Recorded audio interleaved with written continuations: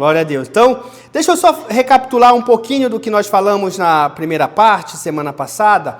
O texto é 1 João, capítulo 3, verso 1, que diz assim: vejam como é grande o amor do Pai, vejam como é grande o amor que o Pai nos concedeu, que fôssemos chamados filhos de Deus, o que de fato somos. Amém? O que de fato somos. Por isso o mundo não nos conhece, porque não conheceu, né? Então nessa série nós vamos estar trabalhando sobre esse relacionamento paterno. Esse conceito tão poderoso que é uma expressão do que realmente Deus é para nós, né? Vamos trabalhar essa figura do Pai natural, mas também a figura do Pai do céu, que é o nosso Pai celestial. E naquela oportunidade nós trabalhamos a primeira parte, o tema foi o resgate, porque ali eu queria trazer essa ideia de entendermos que desde o princípio, aonde o homem se afastou de Deus por causa do pecado, Deus, por causa desse amor, ele traçou um plano de resgate para nós. E por isso que o apóstolo Pedro, lá na sua primeira carta, no capítulo 1, no verso 23, ele diz: pois vocês foram regenerados, não de uma semente perecível, mas imperecível por meio da palavra de Deus, viva e permanente. Resgate é o preço, é o pagamento, é a ideia de algo que foi pago para ser resgatado, né? E quando nós trazemos à luz da Bíblia, essa palavra resgate está falando de uma remissão, uma regeneração da nossa vida. E isso é na figura de Jesus Cristo. E ali naquela oportunidade nós trabalhamos a palavra Goel, que é a palavra em hebraico para o resgatador. Goel, que vem do verbo gaal, que é redimir. E é também conhecido como parente redentor e vingador. E nessa oportunidade nós entendemos que Deus, para que a humanidade, especialmente seu povo, começasse a já se preparar e entender esse conceito de resgate, ele veio trabalhando essa ideia ao seu povo, ao decorrer das eras, dos anos. Ele foi trabalhando isso. Nós vamos encontrar lá em Levítico, capítulo 25, onde tem as funções do resgatador, aquele parente próximo, aquela pessoa que era responsável para resgatar um parente, para resgatar, para se vingar até mesmo de alguém que foi morto de forma, foi assassinado. Então, por isso que é também conhecido como parente vingador, que é um vingador também. Tem um parente redentor e vingador, que poderia se vingar caso um parente fosse assassinado. Ele tinha esse direito, né? E na função do Goel, que é a função que exercia esse resgatador, tinha a função de comprar de volta a terra de um parente que em momentos de crise vendeu. Por causa da crise ele vendeu, então o resgatador tinha esse papel. Também, um parente, quando nesse mesmo momento de crise, ele acabava, por causa da crise, da dificuldade, se vendendo como escravo. Se tornava escravo de alguém. Então, o resgatador, ele tinha esse papel. Então, aí a gente já começa a perceber esse conceito sendo trabalhado na humanidade, porque isso está apontando para o papel de Jesus Cristo lá na frente, que iria acontecer. Por isso que nós falamos também, na oportunidade, que Jesus é o nosso Goel, ou seja, Jesus é o nosso resgatador. E conhecemos muito que ele é o nosso Redentor vive, né? Então essa palavra resgatador, redentor, ela é muito empregada no prenúncio do Messias. Então a gente percebe aí que Deus, de propósito, ele já foi trabalhando esse conceito de alguém que exercia o papel de resgatador, de redentor, de um parente próximo, para que a humanidade, e especialmente o seu povo, ele entendesse o que Jesus iria fazer lá na cruz do Calvário. Por isso que Jesus, ele é o nosso Goel, o nosso resgatador. Gálatas capítulo 3, no verso 13, diz que Cristo nos redimiu da maldição da lei quando se tornou maldição em nosso lugar. Pois está escrito, maldito todo aquele que for pendurado no madeiro. Então, essa ideia do resgatador, na pessoa de Jesus, nós conhecemos muito bem, nós falamos sobre isso. Por sinal, todo primeiro domingo do mês nós temos a ceia do Senhor, né, onde se fala sobre o preço que foi pago naquela cruz para nos resgatar. Mas isso era muito latente no pensamento do povo judeu. Porque desde Levítico, Deuteronômio, Êxodo, Números, tem o papel que esse resgatador exercia naquela comunidade.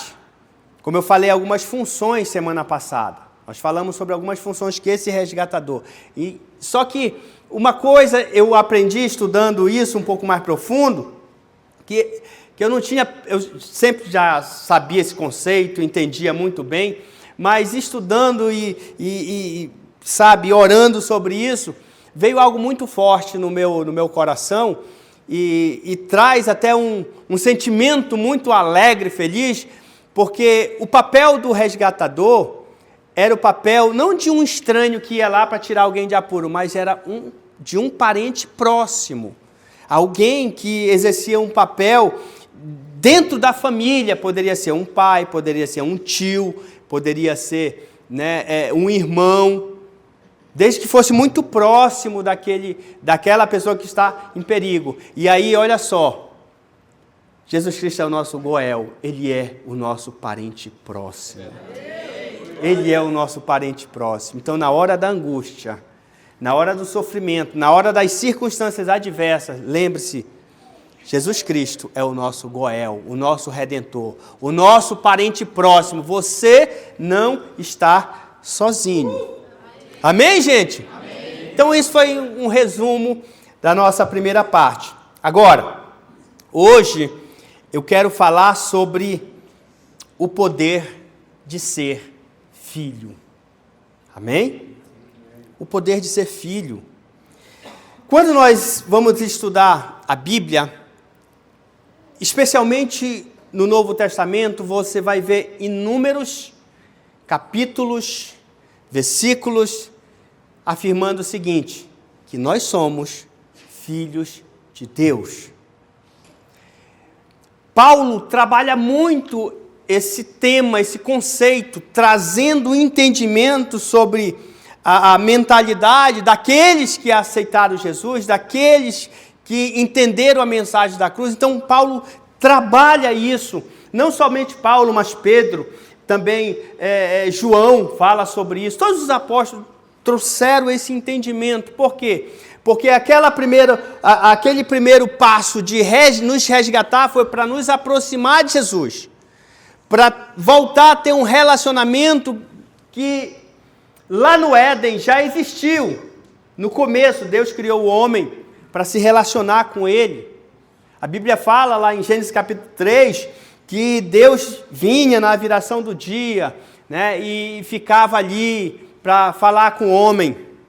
Isso era relacionamento, mas por causa do pecado houve a separação. Paulo fala sobre isso aos Romanos também, né, que nós fomos separados, destituídos, né, da glória de Deus. A glória fala da presença de Deus. Então, nós podemos achar inúmeros capítulos, versículos, passagens, por exemplo, Gálatas capítulo 3, olha o que Paulo está falando aqui no verso 26. Todos vocês são filhos de Deus mediante a fé em Jesus Cristo. Uma afirmativa. Todos vocês são filhos de Deus. Quando ele fala aos Romanos capítulo 8, ele diz assim que o próprio Espírito testemunha, o próprio Espírito de Deus testemunha no nosso espírito que somos filhos de Deus. Mais uma vez afirmando. Em Gálatas capítulo 4, nós vamos perceber Paulo trabalhando a seguinte ideia. Olha, Cristo nos redimiu quando nós estávamos debaixo de uma lei que nós não dávamos conta. E por isso nós vivíamos em pecado, mas Cristo veio e nos redimiu para que nos tornássemos herdeiro, mas por meio de uma adoção. Porque a vontade de Deus é que toda a humanidade se torne filho de Deus. Que todo o ser humano realmente, de fato e de direito, seja um filho de Deus. Então, nós podemos ver na Bíblia por quê? Porque essa ideia, esse conceito é trabalhado. Isso é pregado, isso é ensinado sobre esse poder, esse benefício de ser um filho de Deus. Agora, você vai concordar comigo, ser filho de Deus é um grande privilégio. Sim ou não? Amém. Ser um filho de Deus é um grande privilégio. Por quê? Porque se eu analisar, Deus é o melhor pai que possa existir. Deus é o melhor pai que possa existir. Então, eu ser um filho de Deus, eu sou muito privilegiado. E nós sabemos que Deus ama todos. Deus, Ele ama todos. Mas nem todos são filhos de Deus. E aqui eu entro em uma linha onde eu sei que algumas pessoas podem achar ruim isso. Eu me lembro uma certa vez que nós estávamos numa reunião, que era uma reunião de life group que nós temos, durante a semana nós reunimos, né, nas casas, e eu estava em uma dessas reuniões e tinha uma pessoa convidada, vizinha lá da rua, onde tinha esse life group, e o tema foi isso, sobre ser filho de Deus. E aí eu falei isso, que nem todos são filhos de Deus. Ela não gostou. Ela disse, não, peraí. Quem disse que eu não sou filha de Deus? Era uma jovem senhora, e ela não gostou, e ela se defendeu. Não, mas todos são filhos de Deus, e isso e aquilo e tal, quer dizer... Aí vem aquela questão, quer dizer que só vocês, crentes, que são os melhores, vocês são filhos de Deus? Mas deixa eu falar uma coisa muito importante. Não sou eu que estou falando. É a Bíblia que fala. Que existe um poder de ser filho de Deus. Tem outra tradução que fala, não usa a palavra poder, mas usa o direito de se tornar filhos de Deus. E quando eu entendo isso, eu preciso compreender que há um caminho a ser traçado. Apesar de que Deus ama todos, mas é uma pena que nem todos são filhos de Deus. Porque se nós teologicamente, Deus só tinha um filho. Quem é? Jesus. Mas Ele nos adotou. Ele nos adotou. Gálatas capítulo 4, versos 5 e 6 fala sobre isso. Sobre uma adoção. Mas nós vamos falar um pouco mais na frente sobre isso, porque isso é importante entender. Por quê? Porque nós precisamos compreender isso. Que para ser filho de Deus, para ter o direito de ser filho de Deus, existe um caminho a ser percorrido. E eu vou falar uma coisa para você. Fazer parte da família de Deus é um privilégio. Ser filho de Deus é um privilégio. E o homem, ele tem o direito de se tornar filho de Deus, você sabia? Apesar de que nem todos têm, pode ser filho, mas Deus nos deu o direito de ser, se quisermos. E olha que bacana isso, né? Está nas nossas mãos. Está nas nossas mãos. Como é que isso acontece? Aí a Bíblia fala o conceito. Quando eu entrego a minha vida ao Senhor Jesus, reconheço o resgate dele na cruz do Calvário, o preço que ele pagou, eu reconheço, me submeto a isso, aí eu me torno filho de Deus. Aí eu recebo uma transformação. Mas daqui um pouco nós vamos falar sobre essa transformação. O primeiro ponto eu quero falar o seguinte, é uma pergunta. Todos são filhos de Deus? Sim ou não? Aí é uma questão que uns vão dizer que todos são filhos de Deus. Eu penso o seguinte, isso aqui é um achismo meu, tá, gente? Não é...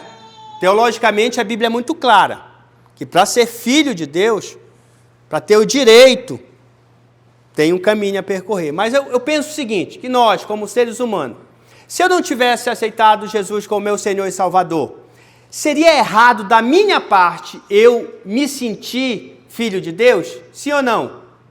Não. Deus é Deus, isso não ia mudar nada na figura paterna de Deus. Mas existe uma grande diferença. Eu apenas me senti filho de Deus porque Ele me criou. Ah, eu sou filho de Deus porque Ele me criou. Beleza. Mas eu tenho o direito de ser filho? Eu passei por um processo de transformação, como diz a palavra de Deus? Então há uma diferença. Então se a pessoa não aceitou Jesus, não se submete aos ensinamentos, ao Evangelho, e ela se sente filho de Deus, tudo certo. Não tem nada errado. Eu não vou dizer, você não é filho de Deus. Pode se sentir, mas a diferença é que ser filho legítimo, ser filho legítimo tem direitos, tem privilégios, tem bênçãos, aleluia, né? Agora eu só vou me sentir aqui filho de um, né? Eu ia falar aqui um político, meu Deus do céu, Deus o livre, né? Veio na cabeça rápido, quase que eu peco, irmão. Quase. Me senti filho de alguém famoso. Eu sou filho do fulano. O que isso vai mudar na minha vida? O cara é podre de rico, o que vai mudar? Nada. Agora, se ele vir me adotar como filho, aí é outros 500. Vou ganhar logo uma Ferrari, né? O carro dos sonhos, né? Tá percebendo a diferença? Eu só me sentir, não vai fazer nada. Agora, eu ser adotado, aí eu vou ter agora, meu nome vai estar lá no testamento. Quando o velho, né, partir dessa para melhor, ele deixa para nós, né? Então, tem o direito. Aí a gente começa a perceber a diferença. Então, a grande questão é, todos são filhos de Deus? Quando nós vamos estudar Gênesis, capítulo 2, no verso 7, nós vamos perceber o seguinte. Aqui, então o Senhor Deus formou o homem do pó da terra e soprou em suas narinas o fôlego de vida. E o homem se tornou um ser vivente. Aqui o conceito de Gênesis fala da criação. Que a partir daquele momento Deus criou o homem e a mulher e eles passaram a ser alma vivente, a ser uma criação de Deus. E ali você não vai perceber Deus chamando ele de filho, Deus chamando ele, Adão chamando ele Deus de pai. Não tem essa conversa ainda. Né? Mas à medida que o tempo vai passando, vai sendo trabalhado um conceito. Por quê? Porque Deus escolhe um homem chamado Abraão e pede dele os seus primogênitos. Pede dele o primogênito para adotar como seu filho. Aí nasce o povo de Deus, que se torna filho de Deus. Aí já vem trabalhando esse conceito de filho de Deus. Só que, lembra, o homem lá no jardim pecou, está destituído, está separado de Deus e tal. Então, precisa ter um plano, que aí é o plano do resgate. Semana passada falamos sobre isso, por meio de Jesus. E aí está pronto, o pacote está pronto. Você quer agora ter o direito de ser um filho legítimo? Então, está aí, Jesus Cristo é o caminho. Então, para essa pergunta aqui, está muito explícita na Bíblia. Toda a humanidade ela é uma obra da criação de Deus. Todos nós nascemos como criatura. Agora, nós podemos aprender pela Bíblia, nós sabemos e compreendemos isso, de que Deus não quer ser apenas nosso Criador. Porque, da mesma forma, Ele criou o boi, a girafa, o macaco, né? Criou os peixes, os animais, mas é só com o ser humano que Ele dá esse poder de se tornar filho dele. E a Bíblia relaciona co-herdeiro com Cristo. O que isso significa? Que a herança de Cristo também é sua.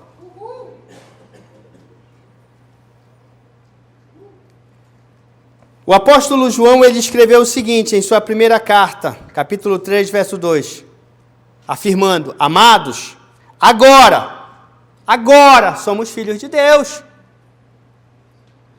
Por que estava falando isso? Porque estava falando para aqueles amados, você aceitou Jesus, recebeu a mensagem da salvação, agora somos filhos de Deus.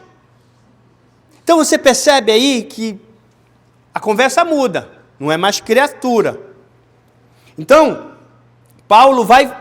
João fala sobre isso, Paulo também vai trabalhando isso. Romanos capítulo 8 nos diz que aquele que de antemão conheceu, também o predestinou para serem conforme a imagem do seu Filho, a fim de que ele seja o primogênito entre muitos irmãos. Essa palavra antemão, ela é equivalente a uma palavra sentido como um objeto afetivo que ele opta, ele decide a amar desde a eternidade. Ou seja, essa criação, a humanidade, ele decidiu amar desde a eternidade. E ele fez um projeto para que nós o aceitássemos como seu pai e transformássemos em filho, tendo o direito. Olha só que beleza, gente. Que privilégio que nós podemos ter, né? Então, o apóstolo Paulo, ele declara lá, de forma sucinta, que os nascidos da carne, eles não são filhos de Deus, mas os filhos da promessa. Os filhos da promessa. Então, para essa pergunta, se todos são filhos de Deus, a resposta, ela é muito clara na Bíblia. Somente quem aceita Jesus vai receber o direito de se tornar filho de Deus. Por isso que o nosso tema é o poder, porque em traduções diferentes, uma fala sobre o direito e outra fala sobre o poder. Eu gosto mais dessa do poder, sabe por quê? Porque fala de algo poderoso, de algo de transformação. Antes eu era uma criatura, uma criação, agora eu sou transformado pelo poder de ser filho de Deus. Só que eu quero te convidar a sair desse nível e ir mais profundo e entender isso. Eu quero que você entenda isso. Porque é bonito, eu sou filho de Deus, que privilégio, que lindo, Deus é meu Pai, eu te amo, meu Deus amado. Mas você está usufruindo do direito. Você está usufruindo desse poder, dessa graça. Pense comigo. Daqui um pouco nós vamos falar mais sobre isso. Então, a resposta é simples. Nós podemos ver através da palavra de Deus que ao nascermos somos criatura, né? Isso está narrado lá em Gênesis, capítulo 1, capítulo 2, capítulo 3, fala sobre isso. Agora, iremos descobrir que, aceitando Jesus como nosso Salvador, como nosso Senhor, nós temos essa oportunidade de passar de criação, de passar de criatura, para ter um poder que nos dá o direito de se tornar filho de Deus. E isso vai estar muito explícito em João capítulo 1, no verso 12. O verso 11 diz assim que veio para os seus e os seus não receberam. Aí o verso 12, mas a todos quanto o receberam, deu-lhe o poder de serem feitos filhos de Deus, aos que creem em seu nome. Então, perceba aqui comigo que a Bíblia está muito clara dizendo que para que eu me torne, para que eu tenha esse direito, eu preciso passar por esse processo de receber Jesus. E isso, de uma certa forma, falando aqui no nosso mundo evangeliquez, na nossa... Né, isso é muito clichê. A gente fala muito, olha, receba Jesus, você é filho e tal, mas eu quero te levar para um nível mais profundo. Uma identidade de filho e filha. Você sair daqui hoje só, beleza, pastor, eu sei que eu sou filho, eu já me sentia filho, antes mesmo de eu aceitar Jesus. Não, eu quero que você saia daqui com um documento na mão dizendo, agora, mano, capeta, sai da frente.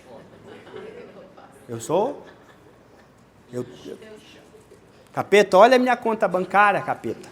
Sou herdeiro dele. Sabe, no mundo espiritual, você se empoderar e sair... Depressão? Quem é tu? Eu sou filho. E tu é quem? Falência? O que tu está batendo na minha porta? Vaza, vaza, vaza. Vou já chamar meu papai aqui. É isso, gente, que eu quero que a gente... Meu Deus do céu. Se eu pudesse abrir a sua cabeça... Deixa eu falar uma coisa para você. Eu era uma pessoa muito tímida, ainda sou um pouco, minha personalidade é meio retraída, mas era uma pessoa que... Mas quando eu peguei essa verdade para mim, eu digo, ninguém me segura, estou nem aí. Sabe, eu sei que existe circunstância na nossa vida que vão tentar nos frear, mas quando você tem a sua identidade... Tem algum militar aqui? Tem algum militar aqui? Não, né? Eu gosto assim do militar, porque o militar, às vezes, quando ele é brecado em algum lugar, parado, ele puxa logo a carteira, ó. Sou tenente do exército. Eu sou delegado. Uma vez tinha um discípulo, o pai do pastor Paulinho, lá em Santarém, que é irmão do pastor Sabá Liberal.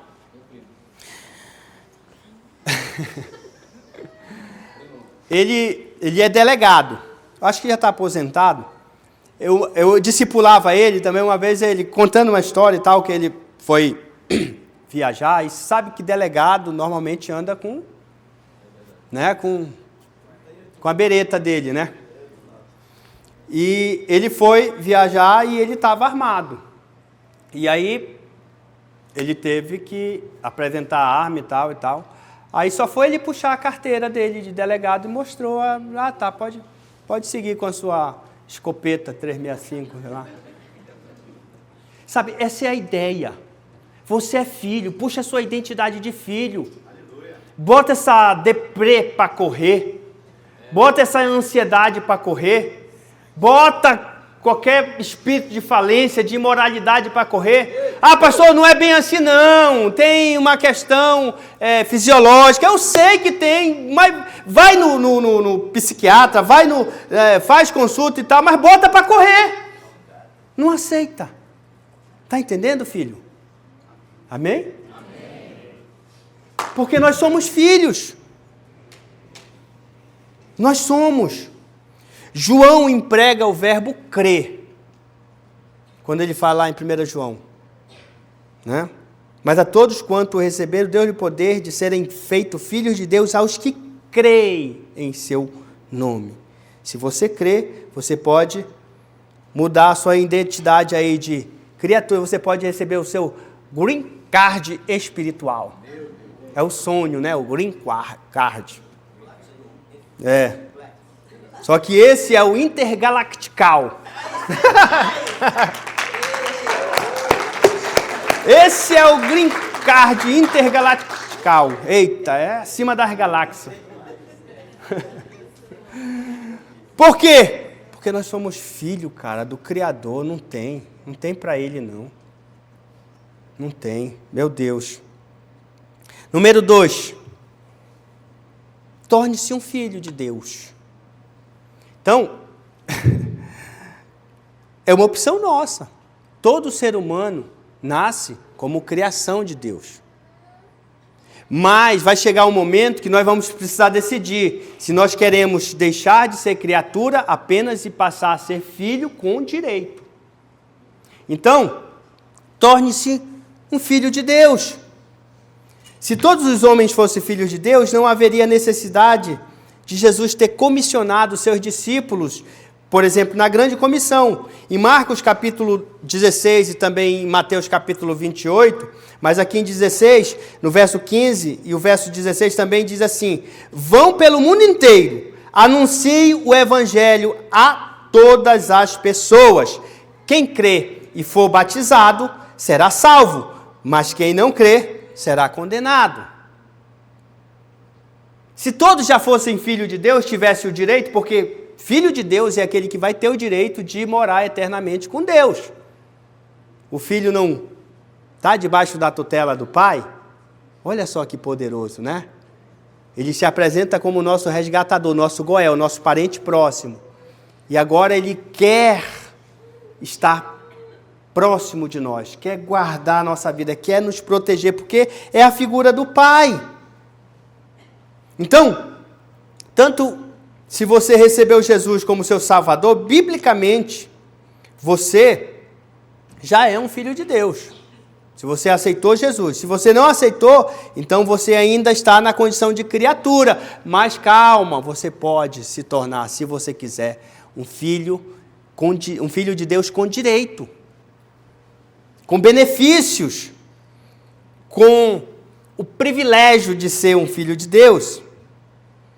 E nós vamos ver na Bíblia Paulo falando aos Gálatas, afirmando para aqueles que aceitaram a palavra, para aqueles que entenderam a pregação da cruz e agora são cristãos, Paulo falando, João falando, agora você é filho, nós somos filho, você é um filho, você é uma filha.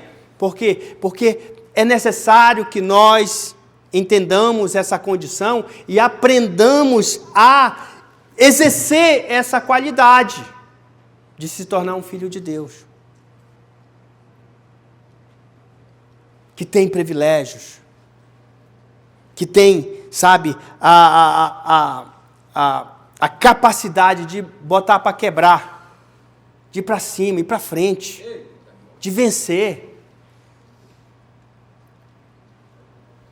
Porque, às vezes, só quem está prevalecendo, quem está se dando bem são as pessoas do mundo secular. Porque nós não estamos exercendo o nosso direito como filho. Você sabia disso? Às vezes o cristão, especialmente em décadas atrás, graças a Deus que isso está mudando um pouco, era aquele, para ser homem de Deus, tinha que ser o mais miserável possível. O mais lascado. O mais humilhado. Eu já ouvi da boca de crente dizendo assim, não, eu nasci para sofrer mesmo. Eu digo, sofre sozinho, miserável. Que eu nasci para vencer. Não é à toa que a Bíblia diz que somos mais que vencedores, gente. Porque nós somos filhos. Nós somos filhos de Deus. E eu quero terminar aqui com o terceiro e último ponto aqui. Quais os benefícios de ser um filho de Deus? Você já parou para pensar? O primeiro benefício, nós temos que parte do princípio seguinte. Primeiro, parte daqui, ó. Quando você passa por esse poder de ser um filho de Deus, a Bíblia fala, Paulo vai falar na sua segunda carta aos Coríntios, capítulo 5, verso 17, o quê? Você sabe? Hein? Fala aí, para mim. A quem está em Cristo é o quê? É uma nova? As coisas velhas já passaram. Nós vamos ver Jesus trabalhando isso com o Nicodemos, lembra? No Evangelho de João, capítulo 3, Jesus ele se encontra com Nicodemos falando a respeito desse novo nascimento, dessa nova identidade que o ser humano precisa viver, precisa passar. Então, o primeiro benefício é que a partir de agora, que eu sou filho, eu sou uma nova pessoa. Então entenda, as coisas que te prendem, que te amarram, elas têm que ficar para trás, porque agora você é uma nova pessoa, você é uma nova criatura. Eis que tudo se fez novo. Mas por que nós estamos presos ainda no passado? Por quê? Por que nós estamos ainda patinando? Tito capítulo 3, verso 5 diz o seguinte: houve um tempo em que nós também éramos insensatos e desobedientes. Vivíamos